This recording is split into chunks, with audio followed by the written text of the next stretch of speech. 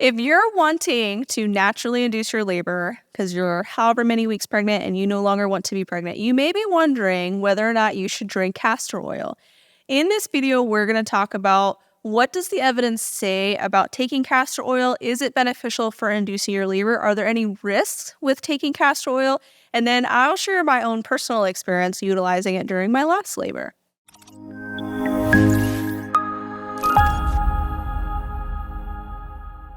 Hey, my name is Gina. I'm a perinatal fitness trainer and birth doula and currently pregnant with baby number 4. I will not be considering castor oil for this next pregnancy, but I will share how I use it during my last birth. And I'm Roxanne. I'm a labor and delivery nurse and student midwife, and I have not used castor oil, but I have seen lots of people who have. I have seen the outcomes of castor oil usage during pregnancy. So first, is there evidence that supports that drinking or taking castor oil at the end of your pregnancy, if you are trying to induce your labor, is evidence-based? Does it actually induce your labor? So, based off of research, castor oil is actually pretty effective at inducing labor.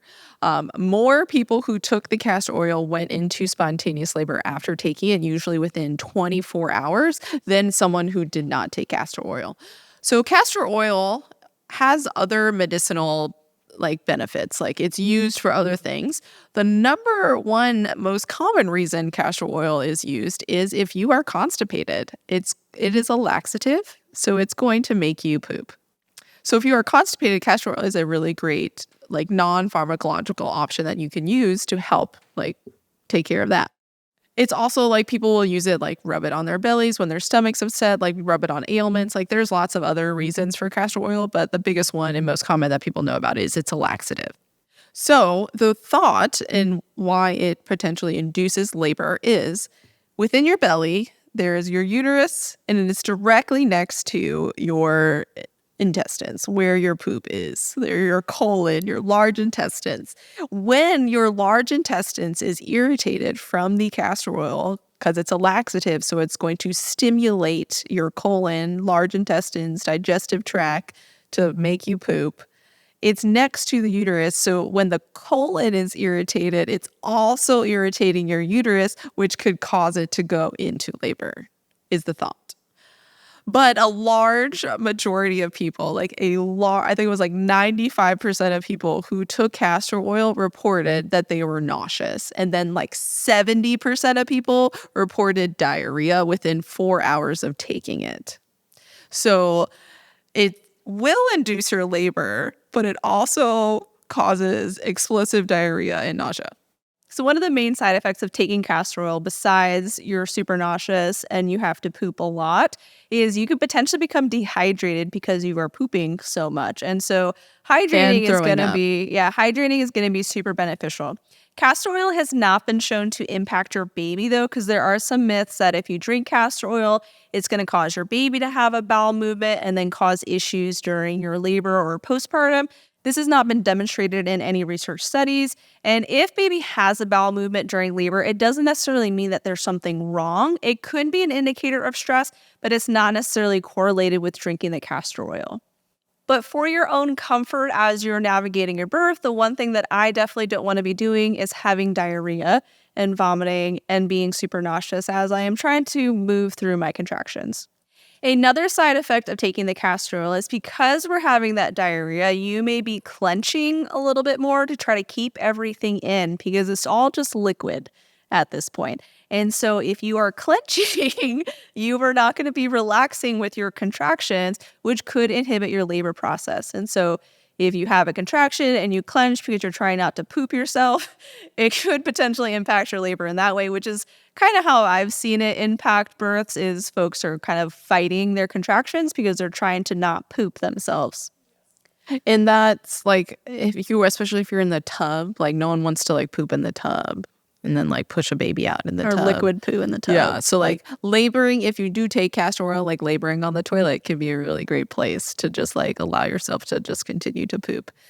if you take castor oil just by itself, like that can upset the like stomach and GI system a little bit more because it's just like an oil. Whereas if you mix it with like some proteins and fats, it doesn't have the same like GI upset of like the nausea and the diarrhea.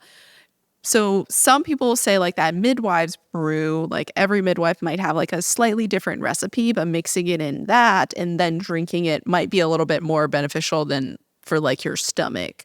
But it's still castor oil. It still might lead to some diarrhea. But really common recipes that people would recommend is like either just mixing it in like a peanut butter strawberry smoothie, or they would mix it in orange juice because like the citrus in the orange juice or something was beneficial for it. It also just doesn't taste very great. It has a very specific smell and taste. I have never tasted it, so I don't know firsthand what it tastes like. But it's like when you drink it, you're not like sipping on some castor oil. You just gotta like shot. shoot it back. Taking a shot. Like it's tequila and it's Cinco de Mayo. Just shoot it back and be done with it. There are some midwives, especially if you're like going for an out of hospital birth. So like you're going for a community birth, but your state has like that limit at 42 weeks. You have to then transfer to the hospital because you can't deliver in a community after 42 weeks in some states, or like a midwife can't attend your birth after 42 weeks. So they'll like start micro dosing castor oil until like starting around like 40, 41 weeks. And then like the small little bits of castor oil, like micro doses, doesn't upset the GI system as much, but it's still having the benefits of the castor oil of like helping to like prep the body for labor.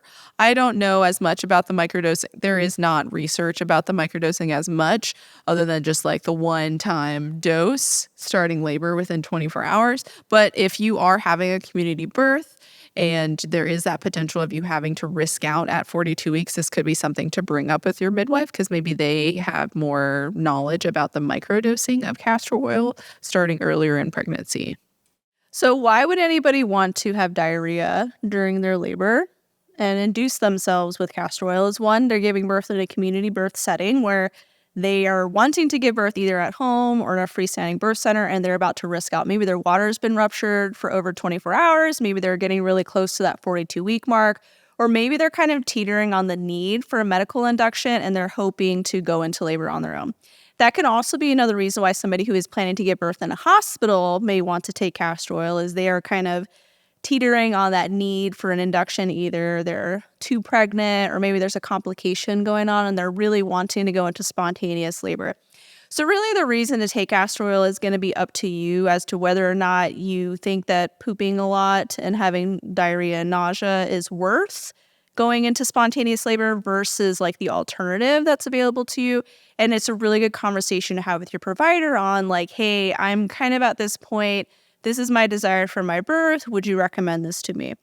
During my last labor at home, I opted to do castor oil. I was in early labor, but I had been in it for a prolonged period of time and just kind of needed something to like get me to that next place. Would I have probably gotten there without the castor oil? Probably.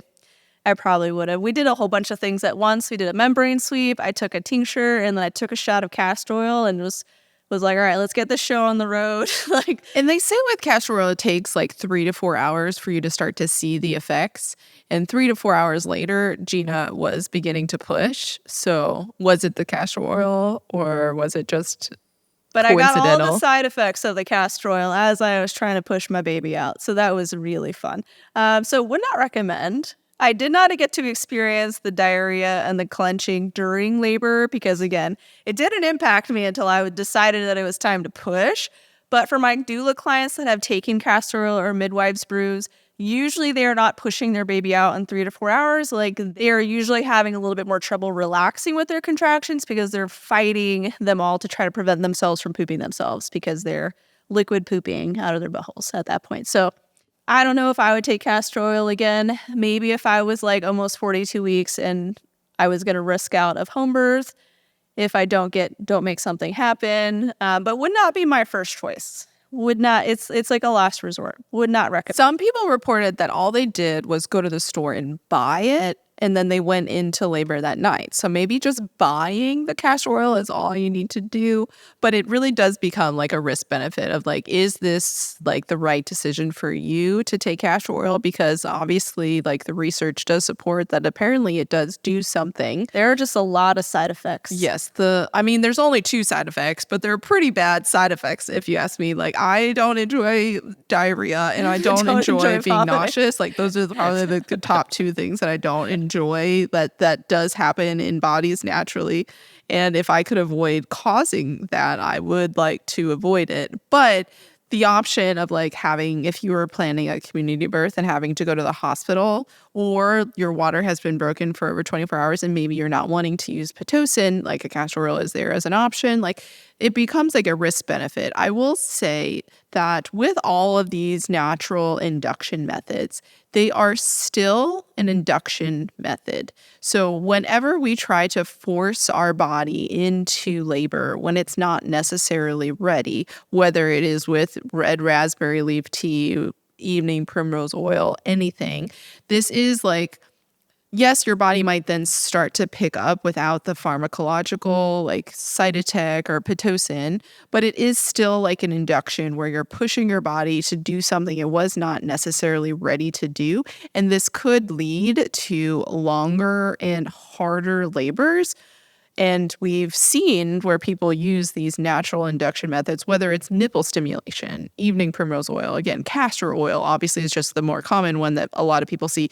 Their labors are sometimes harder because their body wasn't necessarily ready. And with castor oil, it may not give you that slow ramp up, or it's just the slowest of ramp ups where it's really uncomfortable because now you're dehydrated because you literally just pooped out all of the water in your body.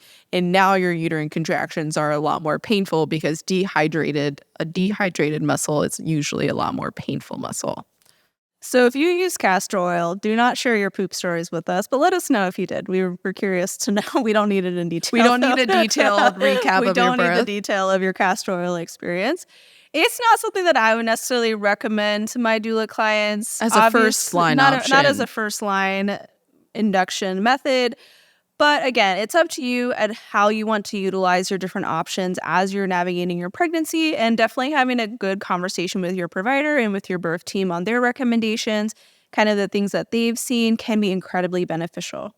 If you want more support throughout your pregnancy, join our online prenatal fitness programs. Our online prenatal fitness programs are designed to help you stay strong and pain-free throughout your pregnancy and to help you prepare for birth with pelvic opening and pelvic floor release exercises.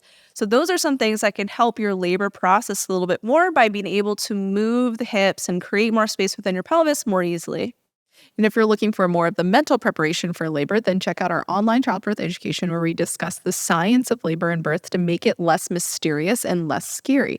We discuss labor comfort options, different labor positions that you can utilize, as well as different pain relief options.